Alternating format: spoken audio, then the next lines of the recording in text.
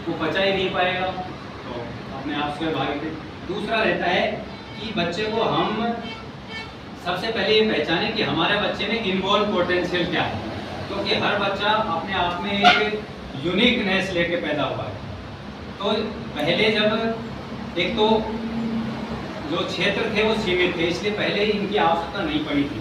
पहले हमारे यहाँ था कि कम लोग पढ़ते थे, कृषि सबसे ज़्यादा होती, तो हमें ये आवश्यकता पहले के पेरेंट्स को पड़ी। अब फील्ड इतने हो गए कि हम क्या करें, ये सबसे बड़ी समस्या पेरेंट्स की, बच्चे को किस में भेजें। और हम क्या करते हैं, सबसे बड़ी समस्या है साइड का पड़ोसी का बच्चा डॉक्टर है तो हम उसकी देख रेख करते हैं कि हमारा बच्चा भी डॉक्टर IAS है तो हम होड़ कर लेते हैं, बच्चे को थोप देते हैं। पेरेंट्स ये ध्यान रखें कि बच्चे को थोपना नहीं है। अगर आप नहीं बने, वो बच्चे से करवाना चाहते हैं तो कोशिश ये रहे कि जब वो बिगनर स्टेज में तो उसको मोटिवेट कर सकते हैं, लेकिन प्रेशर नहीं।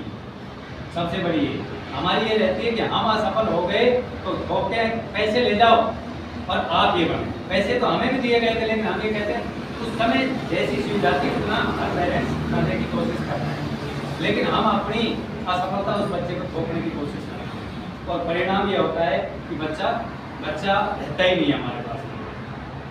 आए दिन आप देखते हो, हमें पेरेंट्स के नाते हमें ये नहीं करना है। अगर हमें कुछ चीज़ का बनाना है, सबसे पहले उसके इनबॉर्न पोटेंशियल को देखते हैं कि बच्चे में जन्मजात क्या है। जन्मजात जो चीज़ है उसमें अगर आप डालोगे बच्चे को तो कम समस्या के साथ उसमें जल्दी से होता है। इनबॉर्न पोटेंशियल की आजकल चेक करने की फिंगरप्रिंट्स के मेथड आगे हमारे ग्रामीण क्षेत्रों, छोटी जगह नहीं है, बड़े जगह पर ये अवेलेबल है। इसलिए मैंने कोविड में ये बुक लिखी, उस टाइम उसका उल्लेख किया था, क्योंकि मैं स्कूल लेक्चरर हूँ, गवर्नमेंट लेक्चरर हूँ। हमारे पास भी बच्चे ऐसे ही आते हैं ग्रामीण क्षेत्र से, तो उन पेरेंट्स तक इसकी जानकारी नहीं है। पेरेंट्स अपने बच्चे पर, हर जिसके पास पैसे नहीं है वो भी खर्च कर सकता है, बशर्ते उसको उस चीज़ की जानकारी हो।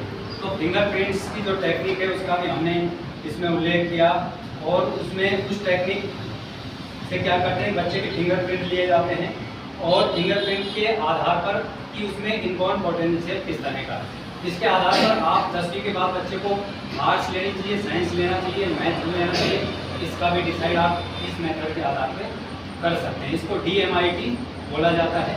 अगर कहीं हो ये नहीं है तो आप अपने बच्चे को पहचान सकते हो। आप प्राइवेट, जब हमारे पास कोई मेथड नहीं है तो पेरेंट्स आजकल पढ़े लिखे लगभग नहीं हैं, उनकी बात अलग है, उनके लिए फिर थोड़े पैसे खर्च करें, फिंगरप्रिंट मेथड से कर सकते हैं। अन्यथा आप एनालिसिस करें बच्चे का। अगर आप पड़ोसी की तरह बनाना चाहते हैं तो स्टार्टिंग में ही इस तरह के वो विचार क्रिएट कर सकते हैं, लेकिन प्रेशर उसमें भी नहीं करना, क्योंकि देखा जाता है कि बच्चा तैयार हो जाता है। आपने बातों में धीरे धीरे मोटिवेट करोगे, इनबॉर्न पोटेंशियल नहीं है डॉक्टर बनने का, तो भी आप 10वीं तक जाते जाते वो कहने लग जाएगा आप नीट की तैयारी करूँगा। लेकिन दिक्कत कहाँ आती है, जब वो करने जाता है ना वहाँ सफल, क्योंकि इनबॉर्न पोटेंशियल है नहीं, हमने आर्टिफिशियल क्रिएट किया है। तो उसका देख लो आर्टिफिशियल में कितना सक्सेस होता है, फर्स्ट सेकंड में होता है, ठीक है। नहीं तो आप अगर पहले ये करवा लेते हैं पूरी व्यवस्थित तो आपको बदलने का, फील्ड बदलने की आवश्यकता नहीं पड़ेगी, क्योंकि देखने में आया है कि हम ये चीज़ नहीं करते तो फिर हमें फील्ड चेंज करना पड़ता है, क्योंकि हमने आर्टिफिशियल उसकी तैयारी की, इनबॉर्न नहीं है उसके। तो सबसे पहले हम उसके इनबॉर्न पोटेंशियल को पहचानें, उसके हिसाब से हम 11वीं में, 10वीं के बाद 11वीं में जो स्ट्रीम है उसमें डालें। आर्ट्स का है उसमें तो आर्ट्स की स्ट्रीम में डालें, साइंस का साइंस में। हाँ, एक ये है कि आज के टाइम में अगर वो आर्ट्स के स्ट्रीम का भी जा रहा है तो आप 11th-12th में साइंस के साथ उसको ले जा सकते हैं। उसका एक फायदा है, क्योंकि अगर वो फील्ड के उसमें पोटेंशियल है तो फील्ड में जाएगा तो 11th-12th में उसका फाउंडेशन साइंस का तैयार हो जाता है, फिर उसको वहाँ दिक्कत नहीं आएगी। क्योंकि आर्ट्स के स्टूडेंट को जब फील्ड में जाता है साइंस का जो पार्ट होता है वहाँ रखना पड़ता है। तो इन्वॉल्व नहीं होते हुए भी आप अगर 11th-12th तक तो कंसीडर कर सकते हैं। ये नहीं कि 11th-12th कर लिया, इन्वॉल्व उसमें आर्ट्स है, आप उसको डॉक्टर की तरफ ले जाए। मैं ये कहता हूँ परम प्रधान है, वो संघर्ष करेगा और उसमें सफलता मिलेगी, लेकिन उसका एक तो इनबॉर्न पोटेंशियल को आपने पहचान लिया, तब आप कैलकुलेट करो कि कितनी आसानी से मिली, एक आप उसके पीछे पड़ते उसमें कितने। तो हमें सबसे पहले बच्चे की ये पहचानना है, और मैं संस्थान से भी निवेदन करना चाहूँगा कि ऐसी टेक्निक आपके विद्यालय में जो भी बच्चे हैं उनको अभी से उनका एनालिसिस करें और अभिभावक को उस चीज़ से अवगत कराएं, ताकि आप किस तरह से यूनिक हो। संस्थान हो सकता है आपका छोटा हो, लेकिन कई बार बड़े बड़े संस्थान के पास जो चीज़ नहीं रहती वो छोटे उसके पास मिल जाती है। तो हमें सबसे बड़ा, क्योंकि बच्चे की इस चीज़ को, इनबॉर्न पोटेंशियल को पहचानना है, उसका दूसरा क्या रहता है, कुछ जो अलग अलग उससे कुछ वैदिक चीज़ों से भी आप कंसिडर कर सकते हैं बच्चे के, जैसे एस्ट्रो के हिसाब से। मैं उसमें नहीं जाऊँगा क्योंकि वो सब उसमें नहीं है।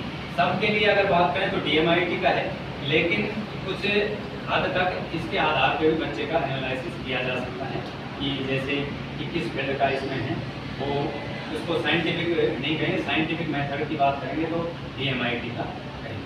और आप खुद अपने बच्चे का एनालिसिस अगर बैठ के कुछ दिन करें तो आप खुद पहचान जाएंगे, आपको किसी टेस्ट की आवश्यकता नहीं है, न किसमें किस तरह का। और उस पोटेंशियल के हिसाब से आप अपने बच्चे को आगे अभी से तैयार करें। मैं तो ये कह रहा हूँ कि स्टार्टिंग से हम क्या है जागते हैं जब 10वीं के बाद पश्चात अवेयर होते हैं। हालांकि आजकल थोड़ा सा जागरूकता आ गई तो 9th से भी स्टार्ट हो जाते हैं। कुछ लोग मेरे मिलने वाले हैं कि नीट के लिए 9th से हमने सीख कर और वहाँ डालते हैं, लेकिन वो ठीक है अगर सबसे पहले इनबॉर्न मिले, क्योंकि आपके बच्चे को निजी सफलता तभी मिलेगी अगर आपने धारा के विपरीत बहने वाली प्रक्रिया हो जाएगी। अगर इनबॉर्न कुछ है और आपने फील्ड में दूसरे में डाला तो सफलता तो मिलेगी, लेकिन उसको कितना स्ट्रगल करना पड़ा वो जानेगा। क्योंकि हमें तो क्या कह दिया, पैसे दे रहे हैं, वो कर रहा है, कितना मानसिक वो रहता है वो जानता है। क्योंकि जिसने कॉम्पिटिटिव एग्ज़ाम की तैयारी की है उसको पता है कि किस तरह से कोई एग्ज़ाम फाइट करके स्टडीज बना के फाइट करना पड़ता है। अगर ये चीज़ें टेक्निक वहाँ भी आपका बच्चा वहाँ अगर बेस यहाँ से तैयार हो गया, आपने निमोनिक्स की टेक्निक्स और इससे अभी से सीखना शुरू कर दिया, तो बच्चा वहाँ भी क्या है अप्लाई करेगा, अपने आप से अप्लाई करने लग जाएगा। अप्लाई करेगा तो कंटेंट उसके अपने आप ये सीमित है। इसमें जैसे मोबाइल है, मोबाइल में जब मेमोरी फुल हो जाती, बहुत ज़्यादा हो जाते तो हैंग होने लगता है। इसमें भी आपने इसमें डाटा डाल दी, कितने डाटा को रहेंगे, डाटा वो तो टेक्निक से रहेंगे तो वो एक व्यवस्थित डाटा रहेंगे। अनव्यवस्थित रटे हुए डाटा ज़्यादा स्थायी नहीं रहते, वो फाइल चलेगा। और एक व्यवस्थित चीज़ें हैं उसका अलग ही। तो टेक्निक्स का उपयोग हो सबसे पहले पेरेंट्स से टाइम पे आप ये टेक्निक्स अवेलेबल कराए। छोटी छोटी अभी से छोटी छोटी टेक्निक्स शुरू करें, क्योंकि एकदम बहुत बड़ी टेक्निक्स बहुत सारी यूज करेंगे तो ऐसा लगता है कि यार ये भी तो बहुत बड़ा सिलेबस बन गया। अभी से छोटी छोटी आप डिलीवर करें और एक बहुत बड़ा बेस जब बच्चा 11th-12th तक जाएगा और अगर UPSC सिविल की तैयारी जाएगा तो उसके बाद बहुत बड़ा एक सब हो जाएगा उन टेक्निक्स का। और उसको लगेगा ही नहीं कि मैं कई जब इंट्रो आते हैं तो कहेंगे भाई अब UPSC में 17-18 घंटा पढ़ना है। जब बच्चा देखेगा कि 7 से 8 घंटा इन बेसिक टेक्निक से पढ़ रहा है और वो फाइट करेगा।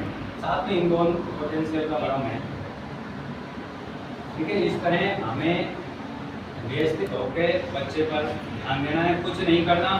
सारा बस आपको फीडबैक सबसे पहले आज जाके आपको इस पर खुद अपने आप एनालिसिस करना है कि इसमें मैं जो बता रहा हूँ ये सही है कि नहीं, कि हमारे शिक्षा में टेक्निक नहीं आई है। आज 60 साल हो गए, 50-60 साल में हमारे यहाँ टेक्निक नहीं आई। परिवहन में टेक्निक आ गई, अलवर आप 1.5 घंटे पहुँच जाते, पहले कितने पहुँचते। इंडस्ट्रीज में जाके देखो प्रोडक्शन में कितना समय लगता था, कितना हो। एजुकेशन में जाके देखो, अपने आप ही अप्लाई करना, आपको ये मिलेगा कि हमारे यहाँ टेक्निक नहीं आई इसलिए टाइम पीरियड कम है। टेक्निक आती तो टाइम पीरियड कम होगा, टेक्निक नहीं आई इसलिए टाइम पीरियड। उसके पश्चात आप बच्चे को इनसे बात करें जो भी जहाँ भी संस्थान जो है इस तरह की टेक्निक का उपयोग करती है वहाँ बच्चे को आता है। निश्चित रूप से मैं कहता हूँ कि आपको 100% तनाव मुक्त और भय मुक्त बच्चा मिलेगा और सफलता का रेशो भी जो सक्सेस रेशो है वो बहुत ऊँचा हो। साथ में जो कोई आध्यात्मिक वो है वो वैदिक की चीज़ों को भी फॉलो करें, क्योंकि मॉडर्न साइंस ये कहती है कि मैं भी जब MSc केमिस्ट्री से हूँ, तो मैं साइंस में था और मैं एस्ट्रोलॉजर भी हूँ, तो एस्ट्रोलॉजी में आया तो अलग ही होगा। साइंस वाले क्या करते हैं, एस्ट्रोलॉजी को बहुत कम विश्वास करते हैं, लेकिन जब मैंने इसके प्रैक्टिकली उपयोग देखे तो मैं इतना चला गया। कई लोग ये कहते हैं, जब मेरे फेसबुक पे देखते हैं, जब मैं मॉडल स्कूल हम लोग हल्दी घाटी में पढ़ाता था तब वहाँ भी कहते हैं यार ये तो अलग ही हो गया एस्ट्रो का, यहाँ ये साइंस का। पहले मैं तर्क वितर्क करता था और अब